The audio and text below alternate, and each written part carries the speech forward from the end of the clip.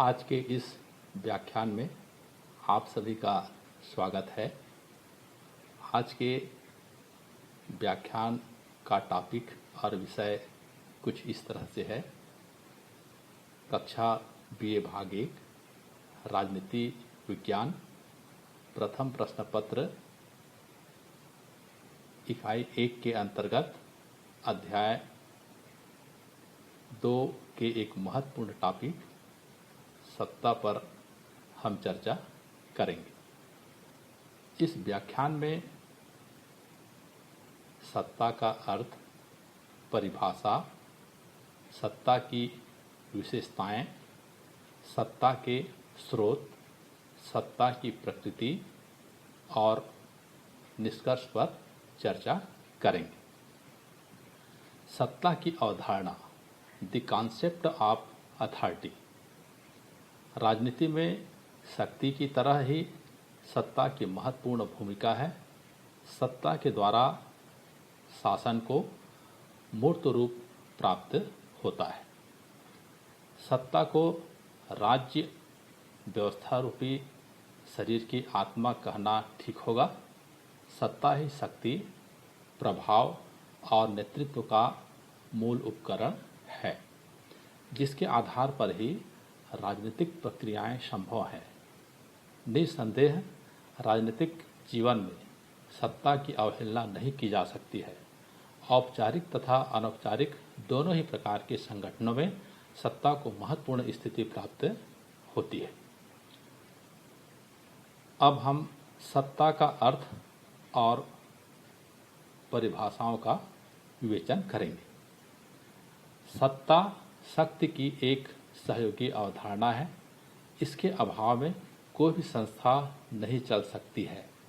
प्रजातंत्र में सत्ता शक्ति का ही एक रूप है। जब शक्ति को वैधता मिल जाती है तो उसे हम सत्ता के नाम से जानते हैं।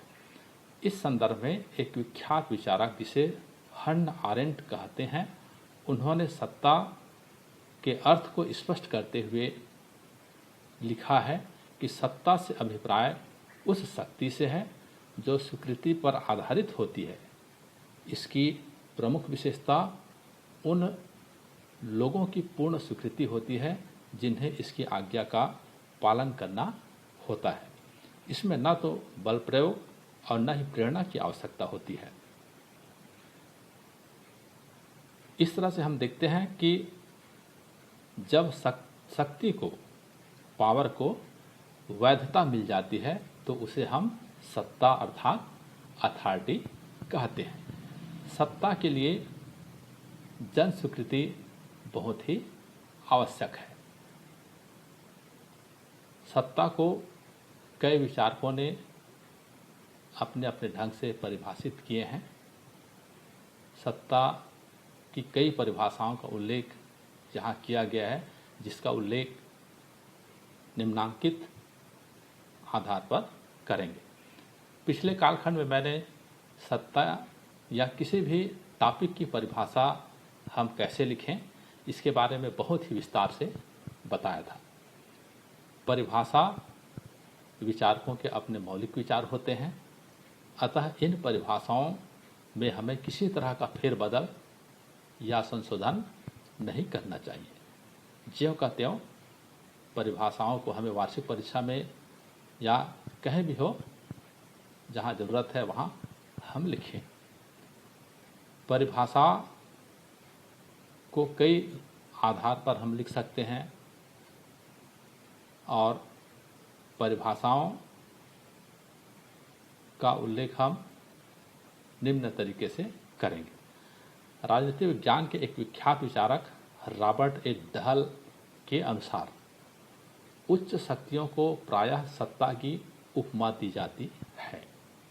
इसी तरह से प्रोफेसर बीच के शब्दों में दूसरे के कार्य निष्पादन को प्रभावित करना अथवा निर्देशित करने के लिए औचित्यपूर्ण अधिकार को सत्ता कहते हैं। इसी तरह से एक और विचारक जिसे जोवेनल कहते हैं, उसके अनुसार सत्ता दूसरों की स्वीकृति प्राप्त करने का गुण है। यूनेस्को की एक रिपोर्ट के अनुसार सत्ता वह शक्ति है जो कि स्वीकृत, सम्मानित, ज्ञात और औचित्यपूर्ण हो। उपर्युक्त परिभाषाओं के आधार पर यह निष्कर्ष निकलता है कि सत्ता सामान्य स्वीकृति के बाद शक्ति का प्रयोग है। सत्ता का आधार विवेकयुक्त और औचित्यपूर्ण होता है। इसे संबद्ध व्यक्तियों की सहमति प्राप्त होती है। इस प्रकार सत्ता के अंतर्गत दो प्रकार के व्यवहार होते हैं। पहला, आदेशों की अनुपालना की प्रत्याशा और दूसरा, आदेशों के अनुपालन की इच्छा। सत्ता की परिभाषाओं से स्पष्ट है कि सत्ता का अभिप्राय ऐसी योग्यता से है जिसके द्वारा कोई व्यक्ति अन्य व्यक्तियों अथवा व्यक्तियों के समूह पर अपनी योग्यता, अपनी श्रेष्ठता स्थापित कर सकता हो, बिना किसी दबाव और प्रेरणा की अपने आदेशों का पालन करवा सकता हो या अपनी योजनाओं की स्वीकृति प्राप्त करवा सकता हो। तो इस तरह से ये तो हो गया सत्ता का अर्थ और परिभाषाएं। अब हम सत्ता की विशेषताओं का उल्लेख करेंगे। सत्ता की कई महत्वपूर्ण विशेषताएं या लक्षण हैं जिसका उल्लेख हम निम्नांकित बिंदुओं के आधार पर करेंगे। जिसमें पहला कहा गया है, वैधानिकता सत्ता की क्षमता को निश्चित करती है। वैधता किसी भी प्रकार की सत्ता का सार है। डहल के मतानुसार बी को ए आदेश देता है और बी यह अनुभव करता है कि ए को ऐसा करने का पूर्ण अधिकार है, तो बी द्वारा आदेश का पालन करना उसका उत्तरदायित्व है। इस प्रकार की शक्ति न्यायोचित है, किंतु जब बी यह अनुभव करता है कि ए को अपने आदेश का पालन करने के लिए बी को कहने का कोई अधिकार नहीं है एवं ए के आदेशों का पालन करने हेतु बी का कोई उत्तरदायित्व नहीं है, वरन बी का उत्तरदायित्व ऐसे आदेशों का विरोध करना है, तो ए की ऐसी शक्ति को अवैध या अनुचित शक्ति कहा जाता है। वैध शक्ति को ही प्रायः सत्ता का नाम दिया जाता है। सत्ता की दूसरी विशेषता है उत्तरदायित्व, रिस्पॉन्सिबिलिटी। सत्ता का प्रयोग उत्तरदायित्व के आधार पर किया जाता है। प्रजातांत्रिक व्यवस्था में सत्ताधारी दल अपने कार्यों तथा नीतियों के लिए विधानमंडल के प्रति उत्तरदायी होता है तथा विधानमंडल जनता के प्रति उत्तरदायी होता है। सत्ता चाहे किसी भी प्रकार की क्यों न हो, उत्तरदायित्व से जुड़ी होती है। तीसरा लक्षण है प्रभुत्व। इसका अभिप्राय यह है कि सत्ताधारी व्यक्ति व्यवस्था में हो रहे कार्यों, निर्गतों एवं निर्देशों तथा संरचनाओं पर अपना प्रभुत्व रखता है। चौथा है, सत्ता हमेशा औपचारिक शक्ति नहीं है। Authority is not a formal power. कई विद्वानों का यह मानना है कि सत्ता हमेशा औपचारिक होती है। सही नहीं है, क्योंकि सत्ता में औपचारिक शक्ति के गुणों का विचार भी हो सकता है। किसी व्यक्ति की सत्ता को बिना शक्ति के स्वीकार किया जा सकता है। जैसे एक व्यक्ति बहुत लंबे समय तक एक विषय को पढ़ाकर रिटायर हो जाए, तो वह शक्ति रहित होने के बाद भी अपने ज्ञान के क्षेत्र में एक सत्ता होगा। इसलिए शक्ति बिना सत्ता के भी हो सकती है और सत्ता बिना शक्ति के भी संभव है।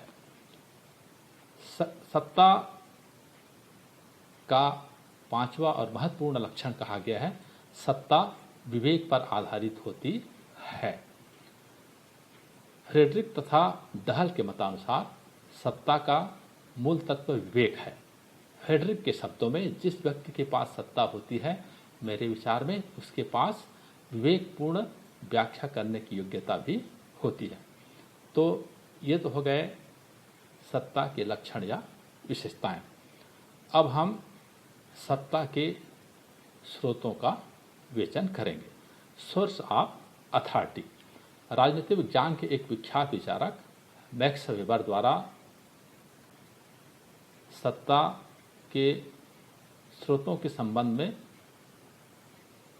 कहा गया है कि सत्ता के प्रकारों का विवरण आधिकारिक विवरण माना जाता है। इसकी चर्चा हम नीचे करेंगे। संक्षेप में, सत्ता के निम्नांकित स्रोत हैं, जिसमें पहला कहा गया है परंपरागत, ट्रेडिशनल। जब जनमानस या अधीनस्थ अधिकारियों के आदेशों को इस आधार पर स्वीकार करते हैं कि ऐसा हमेशा होता आया है, तो सत्ता का प्रकार परंपरागत कहा जाएगा। इस प्रकार की सत्ता में प्रत्यायोजन अर्थात डेलीगेशन तदर्थ एवं शिक्षाचारी होता है। अधीनस्थ सेवक समझे जाते हैं और वे आज्ञा पालन परंपराओं के प्रतीक व्यक्ति विशेष के कारण करते हैं। जैसे राजतंत्र में राजा एवं प्रजा। सत्ता का दूसरा स्रोत है तार्किक वैधानिक। जब सत्ता द्वारा निर्मित किसी नियम का पालन इस आधार पर किया जाता है कि यह तर्कपूर्ण और विधि सम्मत है, तो ऐसी सत्ता को तार्किक वैधानिक सत्ता कहते हैं। आधुनिक नौकरशाही अर्थात ब्यूरोक्रेसी अपने को इसी रूप में प्रकट करती है। तीसरा कहा गया है करिश्माई। यह भी सत्ता का एक अति महत्वपूर्ण स्रोत कहा गया है।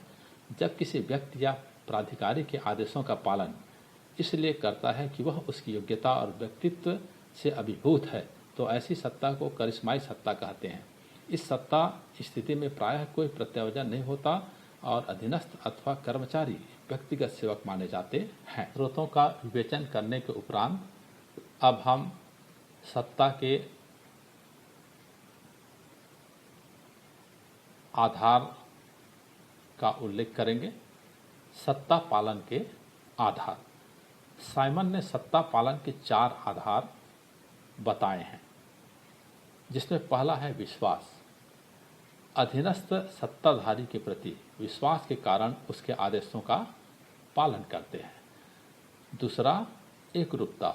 विचारों का आदर्शों की एकरूपता के कारण सत्ता के आदेशों का पालन होता है। तीसरा दबाव।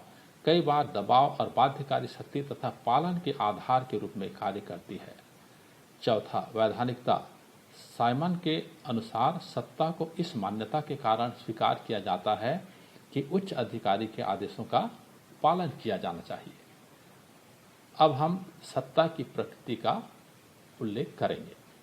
Nature of authority. राजनीति विज्ञान के एक महान विचारक, जिन्होंने राजनीति विज्ञान के कई महत्वपूर्ण विषयों पर अपने विचार व्यक्त किए हैं, प्रोफेसर बीच ने सत्ता की प्रकृति के संबंध में 2 सिद्धांत बताए हैं, जिसका विवेचन हम निम्नांकित रूपों में करेंगे। जिसमें पहला कहा गया है औपचारिक सत्ता सिद्धांत। इस सिद्धांत के अनुसार सत्ता को आदेश देने का अधिकार माना जाता है और सत्ता का प्रवाह हमेशा ऊपर से नीचे की ओर चलता है। यह अधिकार व्यवस्थाओं एवं संगठनों में विशिष्ट एवं वरिष्ठ अधिकारियों को दिया जाता है। सत्ता के पीछे व्यवस्था या संगठन की विशिष्ट शक्ति होती है। यह औचित्यपूर्ण होती है। इस शक्ति के कारण उसे स्वीकार किया जाता है। सत्ता वास्तव में शक्तिधारी की व्यक्तिगत श्रेष्ठता को नहीं बतलाती। मैकावर ने तो इसे शासन का जादू कहा है। उसने कहा है कि भले ही आदेश देने वाला व्यक्ति अपने अधीनस्थों से अधिक बुद्धिमान या योग्य न हो, परंतु फिर भी सत्ता की स्थिति में होने के कारण वह आदेश देता है और उसका पालन किया जाता है। इस तरह हम देखते हैं कि औपचारिक सत्ता सिद्धांत के अंतर्गत शक्ति का प्रवाह हमेशा ऊपर से नीचे होता है। अधिकारी और कर्मचारी हायरार्की अर्थात पद सोपान के आधार पर काम करते हैं। हमेशा उच्च अधिकारी अपने से निम्न कर्मचारियों को आदेश देता है।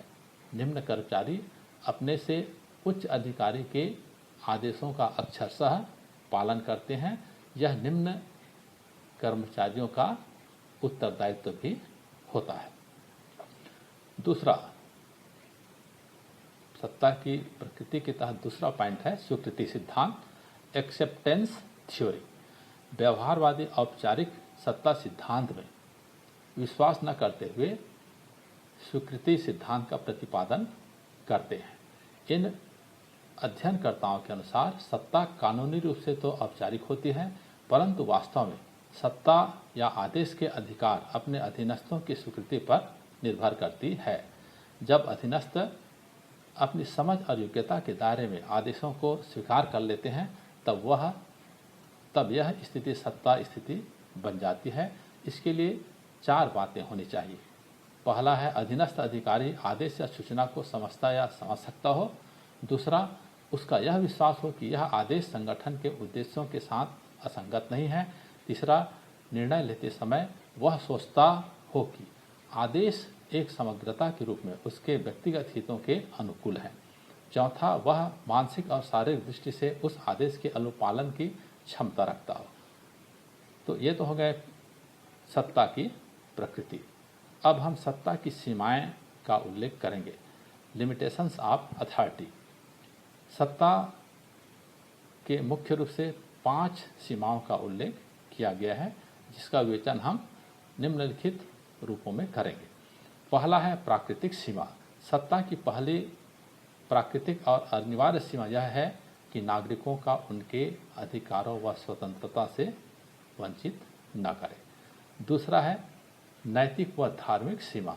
कोई भी सत्ता नैतिकता व लोगों के धार्मिक विश्वासों के विरुद्ध नहीं जानी चाहिए। तीसरा, संविधान, नियम तथा उपनियम। यह सभी सत्ता को निर्धारित करते हैं। चौथा, अंतर्राष्ट्रीय संगठन और अंतर्राष्ट्रीय कानून। किसी सत्ता को मनमानी करने से रोकने के लिए संयुक्त राष्ट्र संगठन तथा दूसरी ऐसी संस्थाएं सक्षम हैं। संयुक्त राष्ट्र संगठन यह एक अंतर्राष्ट्रीय संगठन है। यह विश्व शांति और सुरक्षा को बढ़ावा देने के लिए काम करता है। दुनिया के विभिन्न देशों के बीच कई तरह की समस्याएं होती हैं। इन समस्याओं को दूर करने में संयुक्त राष्ट्र संघ का महत्वपूर्ण योगदान होता है। पांचवा है अन्य सीमाएं, जैसे आर्थिक सीमाएं, किसी राज्य के भीतर विभिन्न संगठन आदि। तो इस तरह से ये तो हो गए सत्ता की सीमाएं। प्रिय विद्यार्थियों, अब हम व्याख्यान के अंत में निष्कर्ष का उल्लेख करेंगे। निष्कर्ष, जिसे हम अंग्रेजी में कंक्लूजन कहते हैं, निष्कर्ष को उपसंहार भी कहा जाता है। निष्कर्ष के रूप में हम कह सकते हैं कि राजनीतिक चिंतन की सार्थकता सत्ता को सामर्थ्य प्रदान करने में ही है। राजनीति में सत्ता की महत्वपूर्ण भूमिका है। सत्ता के द्वारा शासन को मूर्त रूप प्राप्त होता है। प्रिय विद्यार्थियों, इसी व्याख्यान के साथ आज का कालखंड समाप्त होता है। धन्यवाद।